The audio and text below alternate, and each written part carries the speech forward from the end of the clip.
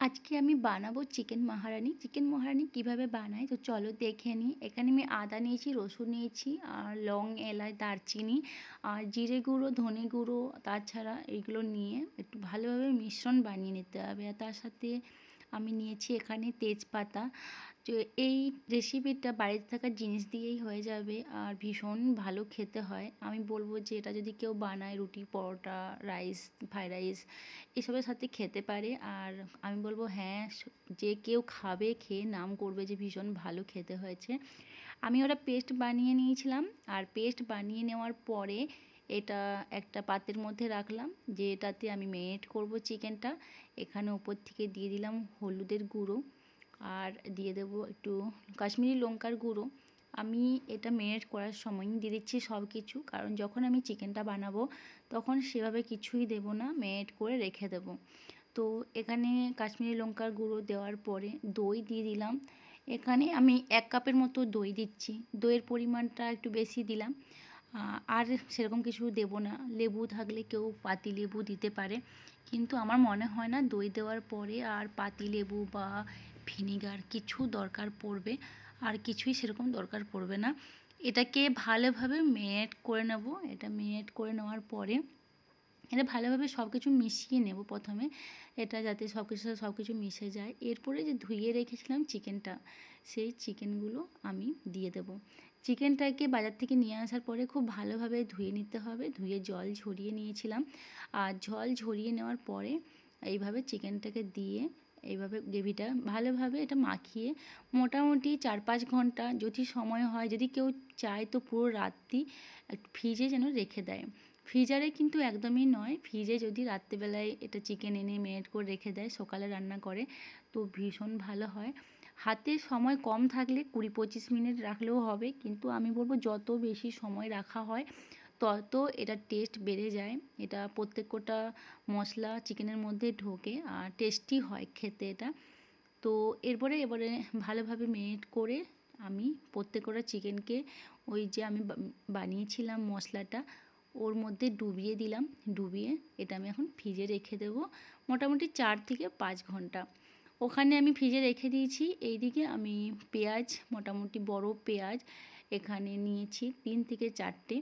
পেঁয়াজটা আমি এখানে বেশি করে নিয়েছি এই জন্যে, কারণ পেঁয়াজটা যখন আমরা ভেজে নিলে তখন পেঁয়াজটা কিন্তু একদম কমে যায়। আর আমি এখানে কাজু বাদামও তার সাথে নিয়েছি বেশ কয়েক কোটা। এটা নিতেও পারো, না নিতেও পারো, কিন্তু এটা নিলে টেস্টটা অনেক বেড়ে যায়। যদি কারোর বাড়িতে কাজু বাদাম না থাকে, এখন প্রত্যেকের বাড়িতেই থাকে আশা করি। তো ওটা ভালোভাবে একটু ভেজে নিতে হবে। যখন একটু মুচমুচে হয়ে ভাজা হয়ে আসবে, এটাকে তুলে তারপরে এটাকে কিন্তু পেস্ট বানিয়ে রেখে দিতে হবে। এটা কিন্তু সেকেন্ড স্টেপ। আমরা ওটা চিকেনটা প্রথম ম্যারিনেট করে রেখে দিলাম, তারপরে পেঁয়াজ আর কাজুটাকে ভেজে তুলে রেখে দেবো। তুলে রেখে পেস্ট করে আলাদা করে রেখে দিলাম। আর একটা হচ্ছে টমেটোগুলোকেও মোটামুটি 3-4টে টমেটো, ছোটো সাইজ হলে 3-4টে, যদি বড় সাইজ হয় তাহলে 2টো টমেটোকেও পেস্ট করে আমরা রেখে দেবো। তাহলে টমেটো পেস্ট একটা গেল পেঁয়াজ আর কাজু পেস্ট একটা গেল। আর এরপরে পুরো রাত্রি হয়ে গেছে, মানে আমরা যখন 3-4 ঘন্টা হয়ে গেছে আমার, তো এরপরে আমি তেল গরম করার পরে আমি চিকেনটা দিয়ে দেবো। তেলের পরিমাণ আমি এখানে খুব কম দিচ্ছি। তোমরা যদি বেশি তেল খেতে ভালোবাসো তাহলে কিন্তু বেশি তেলও দিতে পারো। বেশি তেল দিলে তো একদম উপরে ভাসে, তো দেখতে ভালোই লাগে। কিন্তু যেহেতু আমরা এখন শরীর নিয়ে খুব বেশি চিন্তা করি, এত বেশি মানে তেল খাই না, তো সেই জন্য আমি এখানে তেল কম দিচ্ছি। তো তেল গরম হয়ে গেলে আমি যে চিকেনটাকে ম্যারিনেট করে রেখে দিয়েছিলাম 3-4 ঘন্টা, তো সেইটা উপর থেকে দিয়ে দিলাম।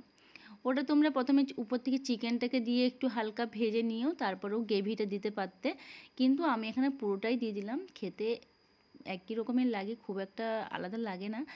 তো এবারে চিকেনটাকে এটা জল ঝরে আসবে, এই চিকেন একটু মশলাটা একটু কষিয়ে যাবে। মোটামুটি একটা কষে যাওয়ার পরে দেখবে জল ছাড়তে শুরু করবে, তখনই আমি দিয়ে দেবো এখানে টমেটো পেস্ট। আমি এখানে যে 4টে টমেটো মিডিয়াম সাইজের নিয়েছিলাম, ওই পেস্টটা বানিয়েছিলাম, ওটা আমি এখানে দিয়ে দিলাম। যদি বললাম 2টো বড় সাইজের টমেটো হয় তাহলে কিন্তু 2টো টমেটো হলেই যথেষ্ট। তো এখানে আমি টমেটো পেস্টটা দিয়ে দেওয়ার পরে একটু জাস্ট মিশিয়ে নিচ্ছি। আর মিশিয়ে নেওয়ার পরে আমি এটা আরেকটু রান্না হতে দেবো। কারণ টমেটোর যে কাঁচা গন্ধকার, টমেটোটা তো আমি সেদ্ধও করিনি আর আগের থেকে তেল দিয়ে কষিও নি, সেহেতু আমার একটু টমেটোর কাঁচা গন্ধ থেকে যাবে, ওই জন্য আমি আরেকটা কিছুক্ষণ রান্না হতে দিয়ে দেবো।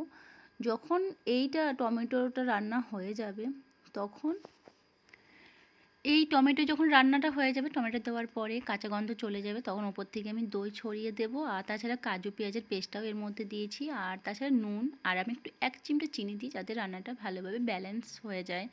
আমি প্রত্যেকটা রান্নাতেই লক্ষ্য করবে যে আমি একটু চিনি দিই যাতে রান্নাটা ব্যালেন্স হয়। এটা তোমরা নাও দিতে পারো। তো উপর থেকে এই নুন আর দই দেওয়ার পরে আমি জাস্ট আর একটু হালকা একটু গরম করে নেবো, একদম কম আঁচে গরম করে নেওয়ার পরে এরপর পরিবেশন করব। তোমরা রাইস, পরোটা যে কোনোর সাথেই খাওয়া যায়।